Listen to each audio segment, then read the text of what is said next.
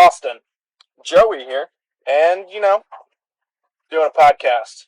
Yeah, it's bro epic. Yeah. It's bro epic for the bros, the epics out there. So let's get started. Topic today: are we in a simulation? What do you think? So when you refer to simulation, you talking about like Matrix type simulation, like we're all in little capsules keeping us alive. No, not Matrix. That's too easy. We are all a figment of somebody's computer animation. I see. So we don't physically exist at all. We don't physically exist. We're just here. Okay, so I gotta. It begs the question: why do you think this? Well, if you think about it, universe 13.8 billion years old. And from the math we got a radius of 86 or so billion miles. Miles, not light years? Billions of light years. Okay? Yeah. Now you think about it. The speed of light, the speed limit of the universe is 186,000 miles a second. Yeah. Okay, I did the math on it. It's 669,900,000 miles an hour. Okay? Okay. Now, if 1 light year is how long it takes light to go, how far light travels? Yeah, it goes in an entire year. It would take 96 billion years for light from the sun to reach the edge of the universe that we know of. That's fucking slow. That is slow. How are we supposed to reach anything if it would take the light, the fastest thing we know of, billions of years to reach the edge? Alpha Centauri is the closest star to us. It's 4 light years away. Which is still takes light 4 years. Impossible to get to.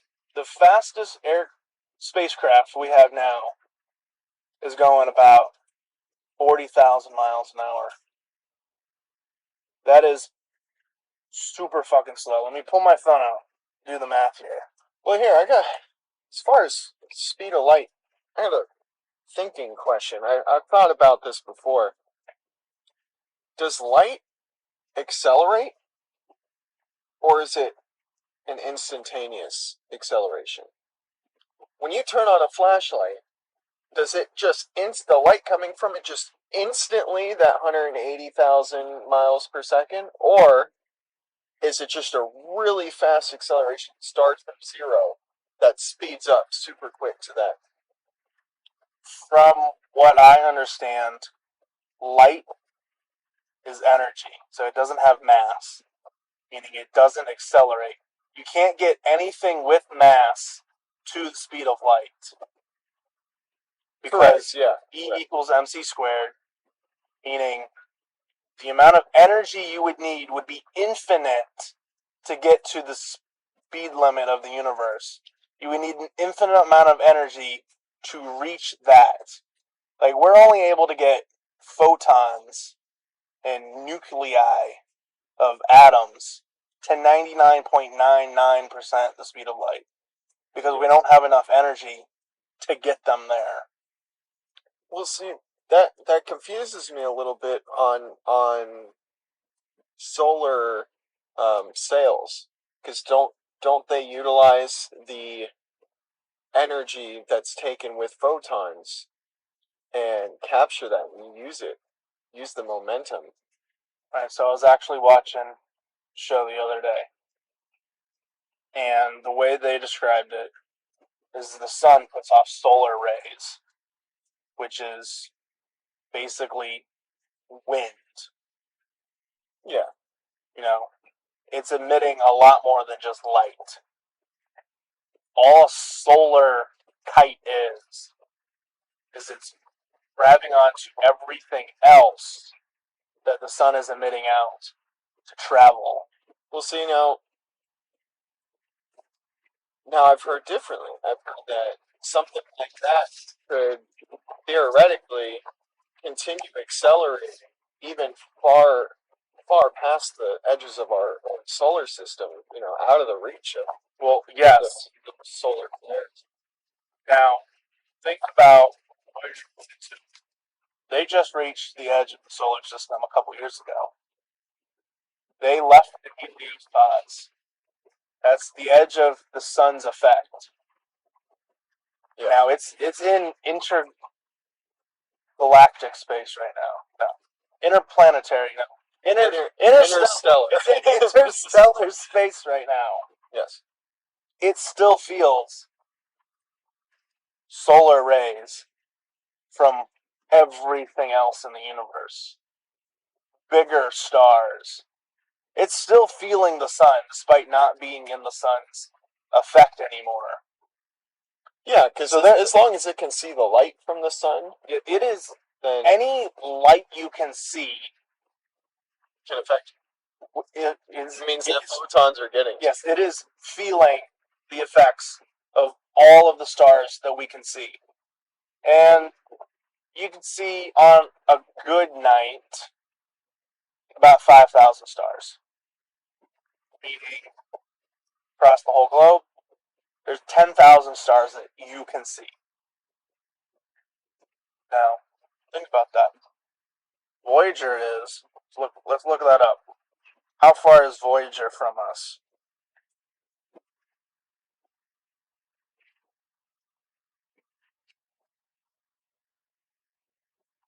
Okay. So, Voyager 1 is, look it up on the Jet Propulsion website. Voyager 1 is 14,515,000,000 miles away. That's far. Yes. Think about it. But that was launched before our lifetime, wasn't it? It launched September 5th, 1977. It's almost 45? It's 45 years coming up in September that it launched. And it's that far away. Now, let's look up, when did it leave the heliopause?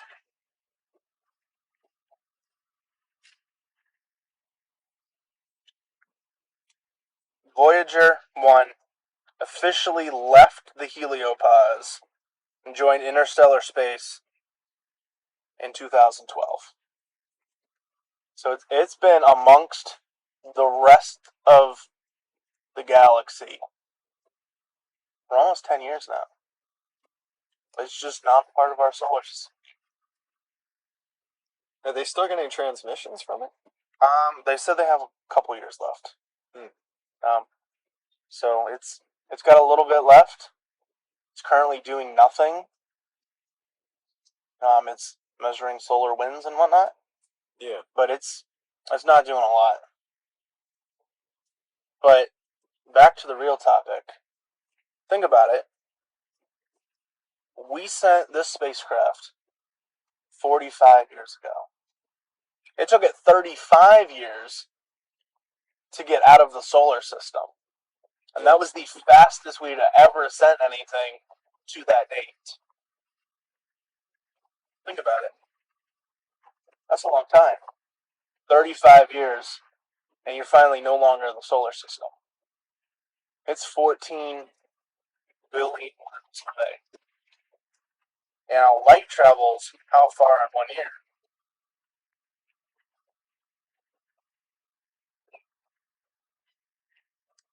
Yeah, that's nice. There we go. Light travels 5.88 trillion miles in 1 year. Okay? Yeah. Alpha Centauri, closest star to us, is 4 times. 4 times that. So 5.88 times 4, 23.52 trillion miles away. Voyager's been flying for 45 years and has gone 1% of that. Wow. Less than 1%. It's only gone 14.5 billion miles. Well, why is everything so far away if we're not in a simulation? Like, why is the universe putting things so far away at this completely random speed that is so slow you can never reach anything in an average lifetime? Like, if you put someone on Voyager, they would, like, brand new, it's fresh out of college. They will do college age. Mm-hmm. So, you're looking at someone early 20s. They would be in their late 60s, early 70s right now. And, I mean, yeah. Like, Yeah.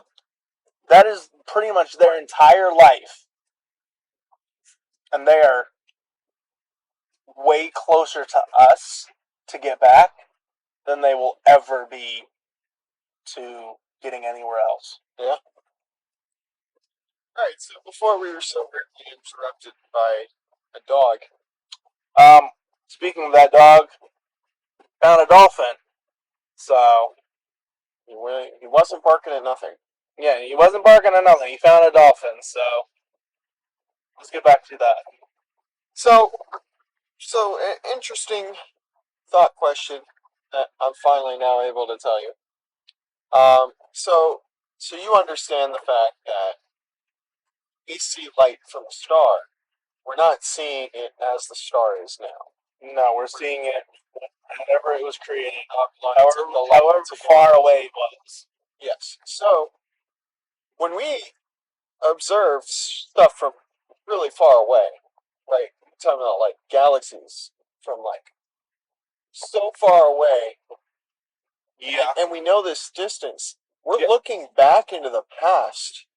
Yes. So far. Yes, we can see 13 billion light years away. Meaning we can see proto-galaxies forming.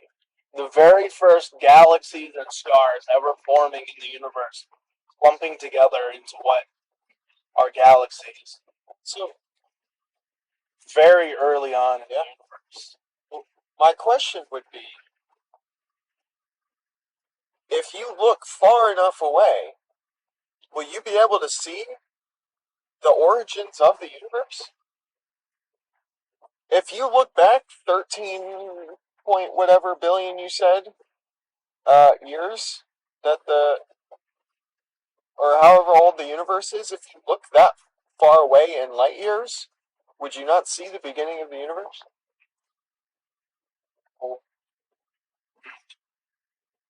Technically, we can already see the beginning of the universe. The cosmic microwave background.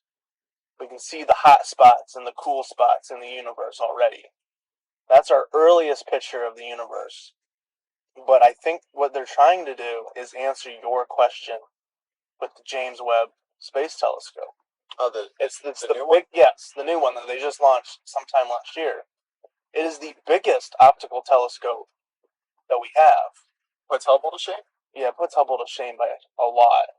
Well, Hubble's been up there a fucking long time. Hubble's been up there longer than its use. They've been repairing it longer than they should be because they've been working on the James Webb Space Telescope. But that's what they're trying to answer. They're trying to see with this bigger, better telescope, can they see further back? Yeah. Can they see different things going on? And can we see the first stars of the universe 13 some odd billion years ago? Yeah. Well, kind of segues into my next question. So, obviously, you can only see what's available for you to see. Yeah, like the universe is expanding a lot faster than the light is traveling. So there are things away from each other at close to light speeds. So there are things that we cannot see and or will never ever, see. yeah, we'll ever see. Because they're expanding faster than the light can travel to us. Yes. By the time the light gets to us, the universe is way older. There's that much distance to cover. Yeah. Because space-time is not subjected to the speed limit of the universe. It can expand at whatever rate it wishes to. Yeah, expansion. Yeah. Because you could have two things moving away from each other at faster than one is limited in speed. Yes, like the edge of the universe can be over here, but we're over here on this side. Well, if we're expanding this way and it's expanding this way, we will never be able to see it because we're moving away so fast at this speed and it's moving away at that speed. Yep. So the light is just stuck in the middle, never able to catch up. Yeah. Yeah, exactly. I do have another question. So, let's say you're in a closet in a house, right? And you wanted to know what that house looks like from the outside. There's no way for you to know that because you're locked in a closet and you're stuck there. Yes.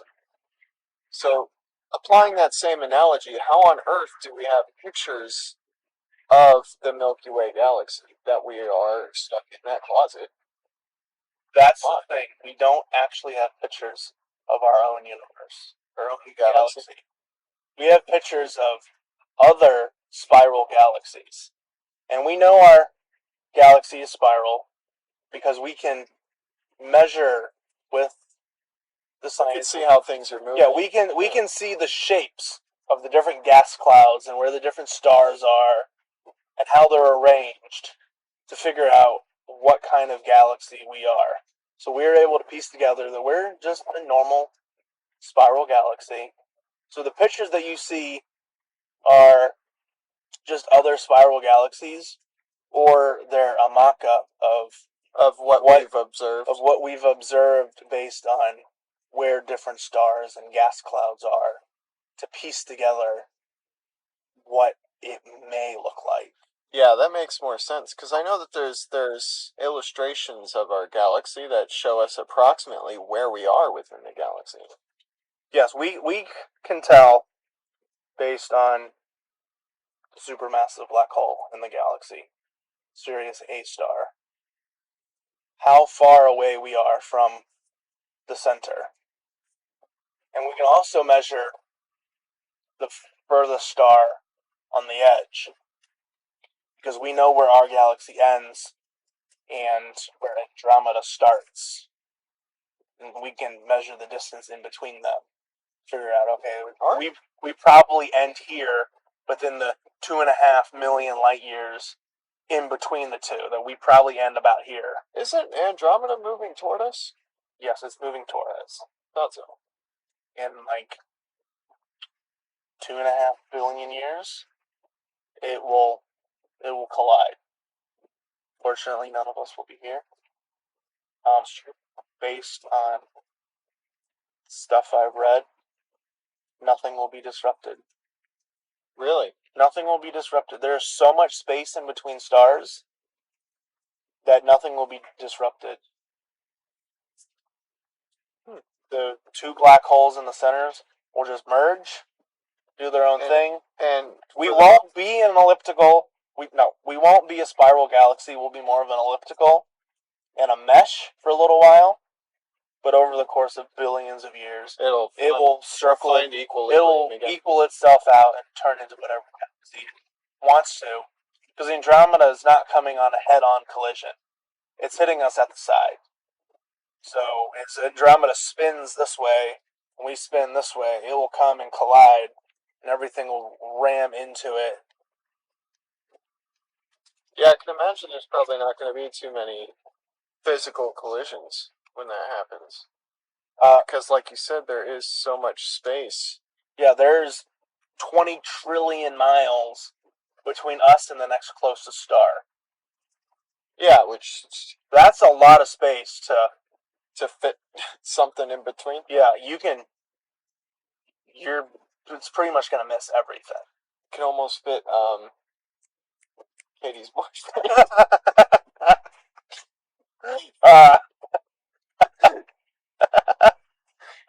Oh boy. We seem to be getting off topic here a lot. Simulation then. Simulations then. Think about it though.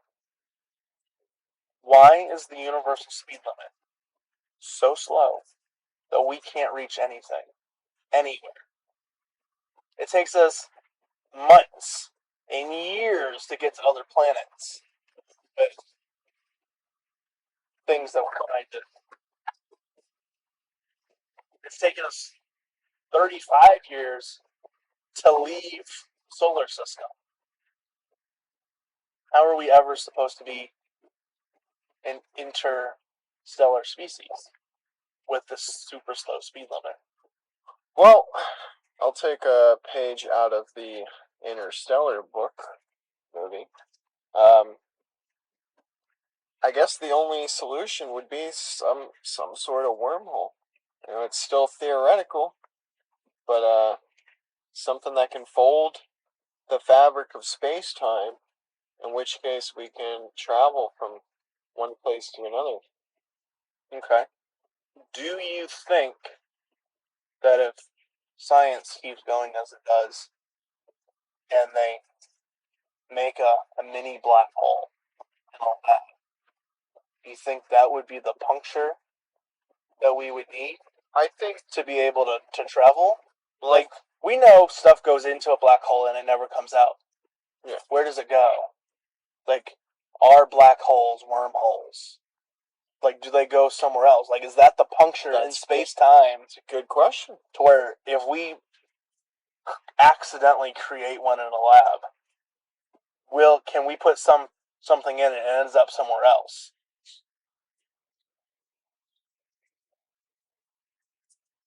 Like, we don't know. We don't know what goes on inside of them. No, they can't be just infinite. It's infinite density and infinite mass. Yeah, and it can't go on there infinite. Is no amount of math to be able to calculate how dense it is at the center. How is that even possible? Well, it begs the question, because according to Newton's laws, perpetual motion can't exist. No, it's impossible. But the existence of black holes must have some sort of end, because it can't just infinitely have this acceleration, because gravity is not a force, but an infinite acceleration involved with it. Like for example, stuff that's in orbit, over a super long period of time, eventually it will fall down. Yes, every satellite we have is on a path to plummet, just in a really long time. Yes, it takes an extremely long time for all of the satellites we've put up to fall. But it does, right? Yes, they will eventually lose their speed because they're not entirely out of the atmosphere. Yeah. They're at a point where the drag of the atmosphere isn't slowing them down enough that they need to worry about it for however long they plan. Yeah. Like with that solar storm that came in that knocked out all of those satellites Elon Musk had. Those were all in low Earth orbit, and they lost their ability to track themselves, so they crashed. Because they couldn't keep themselves on their plane. Because they were supplied with enough fuel for about 5 years to be able to keep themselves in orbit. Because what Elon wants to do is get internet to everyone. They had to be at a low enough orbit that you could get the speeds of internet like it was asking for versus traditional satellites. So you're right, everything will eventually crash. It's just a matter of when. like with the International Space Station, they are planning on crashing it into the ocean. They are going to slow it down at one point so it drags through the atmosphere, crashes. You think? They're going to. Well, because they could entirely keep that thing up indefinitely. Just deliver fuel to it, speed it back up. They're back in a solid, stable orbit. That's the thing. Is this getting past its use? It's probably pretty outdated at this point. Yeah, technology. Yeah, it's outdated. They quit adding modules. They're trying to build a new space station whenever that will happen. But they will eventually crash it into the ocean, and it's not that hard. 77% of the planet's ocean. The chances are pretty good you'll hit one. Chances are pretty good that you'll find a spot in the middle of nowhere. No, they usually Point Nemo, the little bitty teeny tiny island, and the closest people to it on the International Space Station. Really? Yes. It is 2,000 miles from any other people in the world. Wow. The closest people to the few people that live on Point Nemo are on the International Space Station, 250 miles directly above them. Anytime else, everyone's 2,000 miles away. Yeah. So, also, you have to think about it. Why haven't we heard back from aliens? Because radio waves travel at the speed of light. Yes. We've been transmitting things over radio through space for a long time. 100 years now. That's 100 light years. If the closest star to us is 4, say the closest to that one is 4, that's 16. Yeah. How many times is 4 going to 100? 25. Yeah. It goes 25. There should be 25 stars near us that have received our radio signals. Yeah, but I don't think any of the stars near us have viable planets for life. I think the closest one for that is, I want to say, like 100 and something light years away as the closest livable planet. Let's see.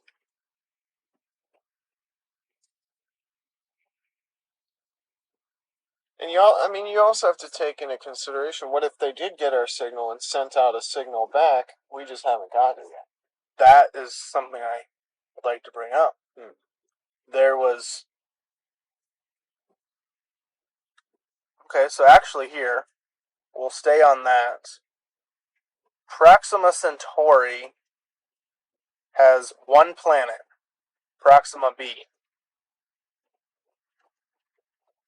It's in the habitable zone, where water could be on its surface.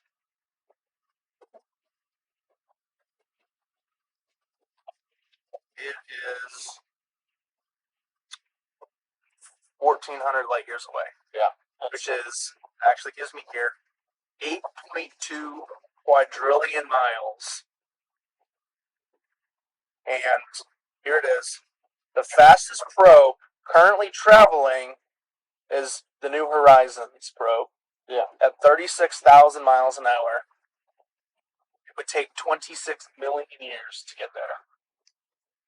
Well, even those radio signals would take 1,400 years to get there. Yes. But we actually received some kind of just weirdness over the radio.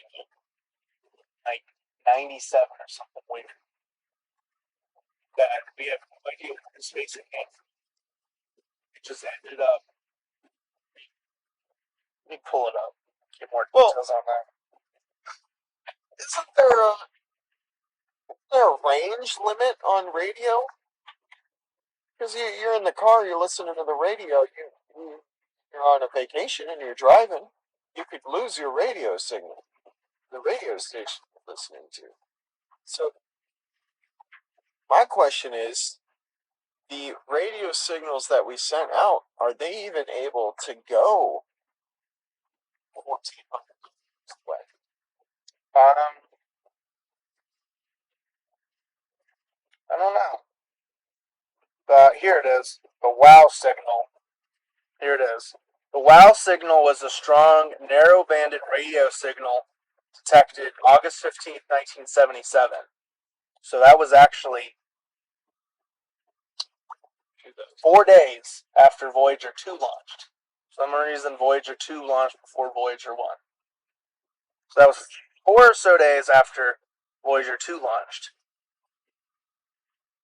The signal appeared to come from a direction inside the Sagittarius constellation.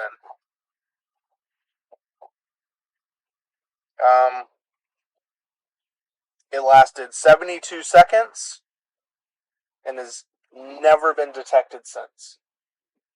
Really? It was just this radio signal we got from inside the Sagittarius constellation that it gave out an intensity reading of 6 EQ J5. I don't know what that means. Here, let's look at the signal measurement. There, look. Look. There's regular time measuring. That's the signal we received. That.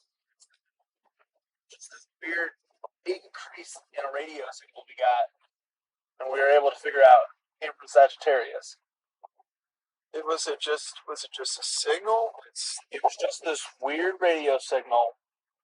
Just like, the difference between, a flashlight and a laser beam. It wasn't this broad signal. It was like a beam. It was beamed at us. Just direct signal. Which, sounds like it could have the possibility that...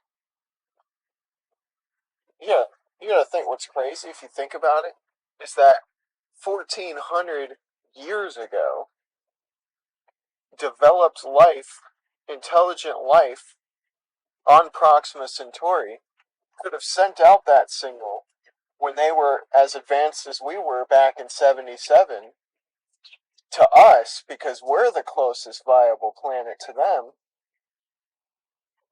thinking, oh, let's see if they have any life. They could have done that 1,400 years ago. Yeah, and it would have just now got to us, or 50 years ago. Which means that, it would have been back in what, like the 1600s? Probably. They would not. Sorry, not 1600. 600s. 13, 300. Right? 19, 14. No, 500s. 577 would have been the year they had transmitted it. Yeah. For it to take 1,400 years. 1977. Yeah. Think about what we were doing in 577. What was going on in 577? I don't know. The Mayans, Incans, Roman Empire. I don't think the Mayans or the Incas were anything yet. I think that's around the thousands. Isn't that like around the Dark Ages and stuff? Renaissance era? Leonardo da Vinci was the Renaissance. That was like 1400s. Oh, yeah. What the heck was going on in 500s? That's my point. It's like Roman Empire, was it not? I think Rome had just fallen earlier. I think it was the Ottoman Empire that took over. Pretty sure Rome fell before the first 100 years. Pretty sure Rome fell in like 76. Could have done. Because I think Rome might have fell before Mount Vesuvius erupted. So That was 79 AD. would that have been Rome might have fallen before that.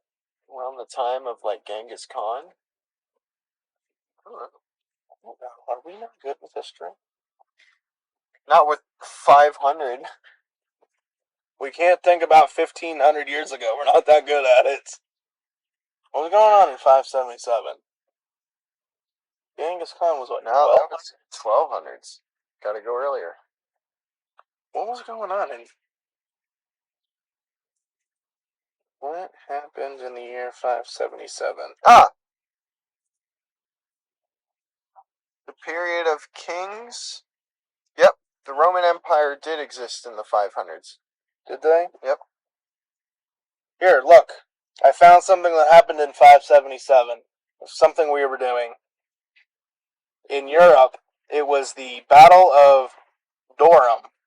The Anglo-Saxons were under Crelin of the Wessex invade.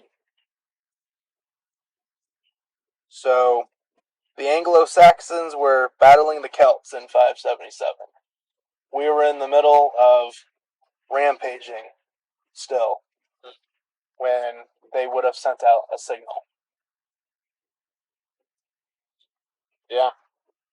Which means at this point, even right now, Shit. they are... Shit. This cup is a bad idea. So, as of right now, they are 1,400 years more advanced than us.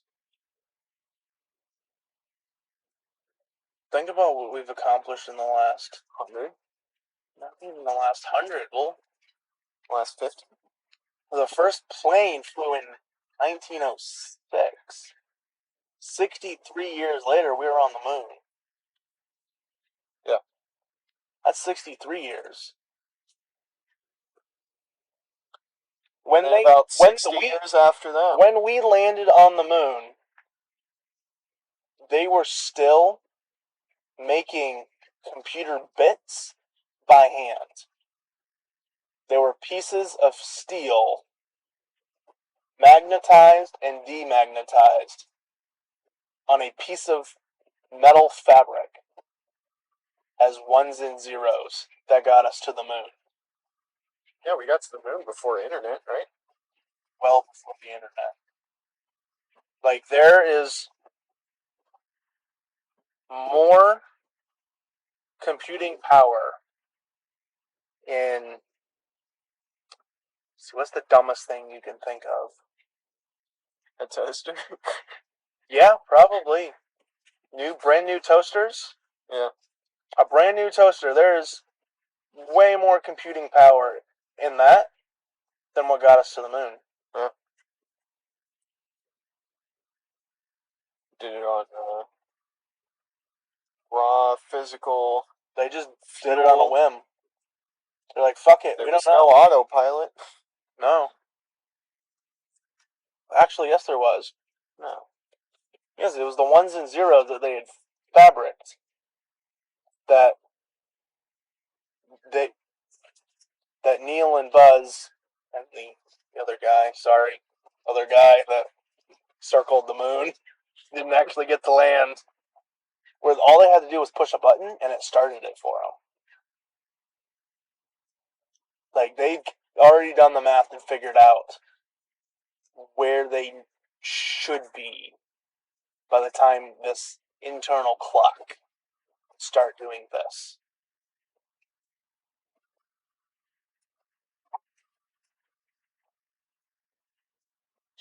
Yeah, it makes sense. Yeah. We've seriously gone off topic. Again. Simulation, then. Simulation, okay? Aliens, okay? Do we know if they exist? No. But, could be alone. We could. So highly unlikely. We could be. Everybody's. We were alive in the early. I was too young to play, but Sims was out. Basically, this ended your life there. It's a Sims game. That's why we can't find life. Because nobody else is playing. Well, see, I think at that But point... also, think about it. Maybe nobody's playing the game now. But if they just But left they were the game... playing before. Because think about how advanced the Egyptians were. How did they build the pyramids? The Great Pyramid of Giza is lined up exactly north and south. And the distance from one end of it to the other is the square root of the whatchamacallit, speed of light. Yeah. Well, also, the blocks building the pyramid are how many tons? I think they're like 4,000 pounds apiece. Well, that's 2 tons. Yeah. What do we have now that can move a 4-ton rock? You got crazy. 300 feet in the air. In a perfect pyramid where every piece goes together. Yeah. And if you misplace it, the whole thing won't go together. Perfectly symmetrical. So, maybe there were other players. And they're just the only ones left. Well, then you gotta think about the fact that you brought up Sims. So, you created Sims. It's modeled. What is it modeled off of? It's modeled off of us. Yeah, right? It's modeled off of us. So if we are in fact a simulation, then we are modeled off of the people who created that simulation. Yes. So they were humans. But that also begs the question, are we a simulation inside a simulation? Elaborate. Like, let's say we created Sims, the game, that look exactly like us and do everything like us. Yeah. So, we created a simulation. And then let's say we're a simulation. Who's to say that the person making us isn't a simulation? Like, you can create computer games in The Sims to play Sims. Meaning, you can play a sim that creates and plays Sims. How far does it go? Are we a simulation inside of a simulation? Because we can already play a simulation inside of a simulation. Well, at that point, it could fall the way around. You know what I'm saying? Like, let's say we have Sims, just pretend that it's a more advanced version that has... I actually think it's got pretty advanced. Well, legitimate artificial intelligence where people can learn new things. So like Free Guy. Yes. So in that Sims, what if, they make their own simulation in there, and then that simulation is what makes our simulation. And we're in a big simulation loop. Like the Rick and Morty episode. No, you're in a simulation that's in a simulation that's inside an airport, that's inside a KFC, that's inside a simulation. Exactly. But I mean, think about it. Let's for instance let's just say religion doesn't exist. Okay, let's just go strictly based on science. Okay. Okay? Why did the entire universe start from nothing? It couldn't have. You're right. If it started from nothing and we have all of this, where did all of this come from? Well, they want us to believe that everything we are seeing billions of light years out was all inside a teeny tiny spot smaller than the size of an atom that just exploded into everything we see and know and are here billions of light years around us. Everything. Yeah, so I mean, I think that's where the basis of religion comes from, because there really is no explanation. Sure, you can say, the Big Bang, but where did that Big Bang come from? I mean, our Newton's laws tell us that you can't have something from nothing. So where did that take we're expected to believe that the area smaller than the nucleus of an atom expanded into all of this. Every single thing we can see and we can't see came from that little dot. But this brings us back to the black hole discussion. What if we're inside of a black hole? What if our entire universe could be that big in a black hole? Let's say we create a black hole in a lab. Well, that would create a Big Bang somewhere else. A hole that, Big Bang, infinite density, infinite mass. Yeah. Everything expanded from. Well, a black hole, same concept. Well, maybe. It sucks in, Big Bang blows out. Maybe everything that gets sucked into a black hole goes out into another parallel universe. That's interesting. So we were talking earlier about how a black hole can't exist forever, right? No, Stephen Hawking proved that over trillions of years, Hawking radiation will dissolve it, and it will become nothing more than a forethought. Yeah, so my question is, or my thought, the singularity, which is the absolute densest point of a black hole, what if that, over the trillions and trillions of years that a black hole can exist with all the stuff it's sucked in, what if that can then, when it dissolves and deteriorates, what if that goes into another dimension and bangs out? Yeah. No longer holds itself together and bangs out everything that it sucked in throughout its life. Yeah. And starts a new, like you were saying, starts a new universe. Yeah, every black hole could be sucking material in to create. And every time a black hole is created, a Big Bang happens. And all the material it sucks in gets pushed into the other universe. Yeah. But that still doesn't answer the question. Where did it start? Where did it start? There's a supermassive black hole in every single galaxy we are aware of. There are hundreds of trillions of galaxies that we're aware of. Yeah. Hundreds of trillions of different universes are possible. Where's the start? Who started it? What started it? Like, we are aware something happened 13.8 billion years ago. Yes. That started our universe. What is it? And we don't have any idea, but that's where the simulation comes in.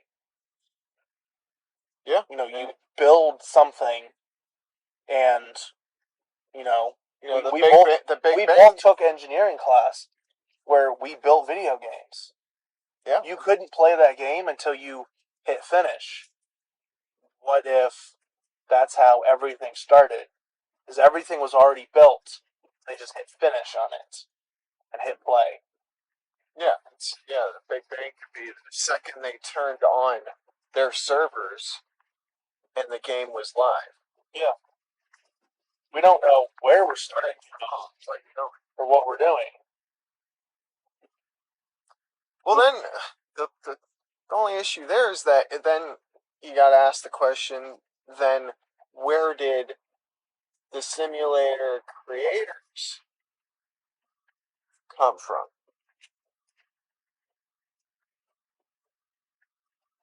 Simulation. Everything's a simulation. Simulation that we created at some point in the future that is able to come back. Let me stop you there. math for time travel proves it's possible, but we can't implement it. You might be onto something. We have the math that says, yeah, it's entirely plausible that you can time travel. That's what I'm saying. What if it's You're what right. if it's us? Us We humans are building. created our own simulation way in the future because it's modeled off of us. What are the chances that another planet in another universe or galaxy looked like us? Chances are very small. Yeah, I mean, also think about it. We're going to go back to life. We are made from the most basic things in the entire universe. We are carbon-based life. Yeah. You can add anything to carbon and get something else. Oxygen, nitrogen, hydrogen, and carbon are the most common elements in the entire universe. Okay? Yeah, that's where pretty much everything comes from. That's what we're made of. Where's the other life? Back to maybe the other players stopped playing. Because we are made of the most common things found in the universe. Yeah. But where is everyone else? Like at one point, over almost 14 billion years, we are the only things to have ever existed. As far as we know. Like, we can't even find life on Mars. And we know for a fact Mars had water at one point. We know for a fact life on Earth started 3.8 billion years ago. 700 million years after the Earth was formed. Single-celled organisms were beginning to uproot. We had everything necessary for life. We had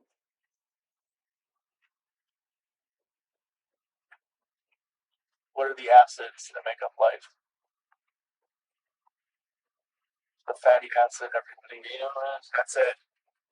Yeah. Amino acids, we know for a fact, we have found from 3 years, they have the amino acids necessary for life. Amino acids carry the DNA, or at least half of it. Meaning, sometimes, like, Mars is a smaller planet, meaning it cooled faster than the Earth did, but it's closer to Jupiter. We know all of the asteroids came in with water, and it had a much better chance of getting it. Yeah. Because it was closer to all of that. Yeah. We know it had water. Where's everything on Mars? Because if Earth had the amino acids and the essential building blocks for life 700 million years after it was formed, Mars should have had it sooner because the planet is smaller, so it cooled faster. Yeah. But why can't we find any of that on Mars? We can find the amino acids, but we can't find evidence of anything further than that. And we're able to find fossils of bacteria from millions of years ago here. Yeah. Why isn't anything on Mars? Well, the only explanation is if we're not seeing anything on Mars, one, it could all be buried further than where we're looking. Mars is full of that, Mars dust. And, it could be... The only reason we know life could Mars has water... Well, it has ice, doesn't it? It does have regular ice. Most of it is frozen. It's dry ice, most of it. But we can see the channels where water washed through. But the reason Mars is the color it is, it's rust. Meaning the metals... There's iron. There's iron on the... Meaning at one point, water. Iron just doesn't look like that. Iron is a rock. So, That's how we know there was water. Yeah. Because iron is a rock, and it only turns red with water.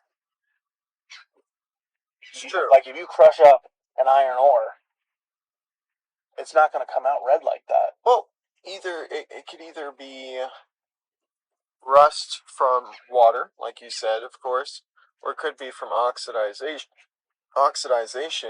Which we know Mars doesn't have oxygen in its atmosphere. But it would have water. Yes. Water has oxygen in it. Exactly. So at one point, there was oxygen on the planet. And we can see the forming of deltas on the planet through water activity. So, and we know that Mars is a dead planet now because it's a smaller planet. Its core cooled, and it lost the magnetic field to protect it. So it lost its atmosphere, meaning all that water evaporated. It evaporated. It hit the triple point where it didn't boil, but it froze and evaporated at the same time. At that triple point where the atmospheric pressure got so low that the water just disappeared. Yeah. But still doesn't answer the question of where's the rest of the life? Like, the universe is so big, there's a dumb speed limit set to it that you can't reach anything at. But why? If you think about 186,000 miles a second, it's an oddly specific. Well, especially when you look at it through the scope of a simulation. Everything we can find and observe and speculate is through math. Why is math the answer to the universe? Well, we didn't create math out of nothing. No, it existed before we created it. It exists. Yeah, you're right. It existed before us. That's how the laws of physics and everything was done. Yep. That's how we understand it. It didn't just come out of nowhere. No, and something had to set it. I think it's not just random. All of it's exactly done perfect. No, it wouldn't be. I think if you look at it through the realm of the simulation, the math could be the fact that it is a computer-based program, and you look at the limitations of the speed of light as the limitations of the program. Its processor can only handle a speed of that number. So everything that we're seeing, like we can see, let's just go with an even 100 billion years in every direction. Yeah. So what you're trying to say is our graphics card it's limited. Can't buffer anything past that point. And our CPU can't ramp itself up in turbo enough to be able to reach the limits that our GPU is setting. Like in Minecraft. Yeah. You can only fly so fast, but that's your CPU that lets you do that. And you can only go so far in the map. And your GPU has to render out all of that additional data to fly. But your GPU does it faster than your CPU does. That's why you can fly in Minecraft further than you can see. It keeps rendering out and out. Yeah, and there's a limit to how far you can go because they couldn't make a Minecraft world that is a 1-to-1 scale of the Earth. It's actually more than a 1-to-1 scale. Of all of the land area in Minecraft, it is larger than all of the land on Earth in square kilometers. Like, I'll look it up. No. Yes, it is. No, it's not. Because you can get to the end of Minecraft. The end of the map.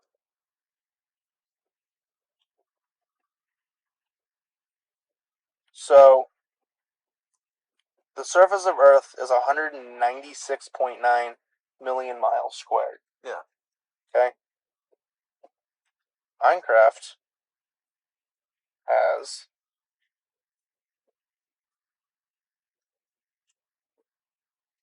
3.6 billion square kilometers. So we'll do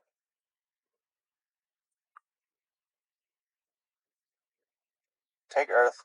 Here, look. We'll go. Dun, dun. Earth is 500 million square kilometers. Minecraft, 4 billion square kilometers. Minecraft has a bigger surface area than the Earth. Meaning, we can simulate bigger things than we live on. Really? I did not know this. So, So you Minecraft can't get to the end of Minecraft is technically a sim that's bigger than our planet. Bigger than anything we know of that we can live on. Meaning, so it would be entirely possible. Our universe is a simulation that is 8 times bigger than what they have. If Minecraft is 8 times bigger than what we have. Which is... What was I going to say? It's entirely possible that we're part of a simulation that was created this big, the universe. Yeah. Being just a massive, giant simulation. Yeah. But you also have to think, why can't we go faster? Because of the limits. No, like our current spacecrafts. Why can't we go faster? Why can't we go faster? Like, and like earlier we talked about solar kites. Where are they? Why aren't we? It's still theoretical at this point. It is, but we have the math to prove it. Why don't we just go ahead and do it? What's the worst that happen? We waste billions of dollars on something? We do that anyway. Do that every day. We do that every day on stupider things. Why don't we just go ahead and do it on a solar kite? What's the worst that happen? We outbeat Voyager 1 and 2 and get to Proxima Centauri first? The problem is even going max speed still won't do it. Yeah. Because in order to get something to the speed of light, it has to have no mass. Well, because photons have no mass. And if you don't have mass, you don't have any correlation of time. Because Einstein proved the faster the speed of light you go, the slower your time. Yeah. Meaning, if you were going the speed of light, you have no mass. Meaning, the lifespan of a photon, when it's created to when it hits our eyes, is the same exact second. It is created and dies at the exact same time. Yeah, and for that photon traveling the 1,400 light years away to that photon, it's instantaneous. But the way we see it, it took that photon 1,400 years to get here. Yeah. So if you were able to travel the speed of light, you could take a round trip to Proxima Centauri and back, and when you got back, we'd be 2,800 years in the future. But to you, you didn't even leave. No. Like, if we could get rid of all of our mass and just travel like a photon, you're right. To Proxima Centauri and back would be 2,800 years. But we would leave and come back at the exact same time and be in two entirely different places. Everything would have changed. Yes. Almost 3,000 years. Think about where we've come from in the last 3,000 years. We've gone from building pyramids to contemplating our existence here. So, yeah, I mean, what could be accomplished in the next three? A lot. I mean, well, the thing is, you come back, it might be a fucking wasteland. Well, fortunately, some of it already is. Mexico. Oh boy. And with that, I think we'll call this a day. We've gone and wasted enough of y'all's time. Yep. Tune in. We'll have another episode out sometime next week. You might learn something next week. So, tune in. Catch y'all later. It's on YouTube, right? Yeah, we'll be on YouTube. Subscribe. Super Epic People. Simple. YouTube. Hit the bell. We will be anywhere you get your podcasts. We'll be Bro Epic. Go ahead. So follow. I don't know how that works on Spotify, but you just search it and hit follow, I guess. Sounds good to me. No, but give us a follow, a like, subscribe us on YouTube, and catch y'all later. Yep. See you guys. Be epic. Peace.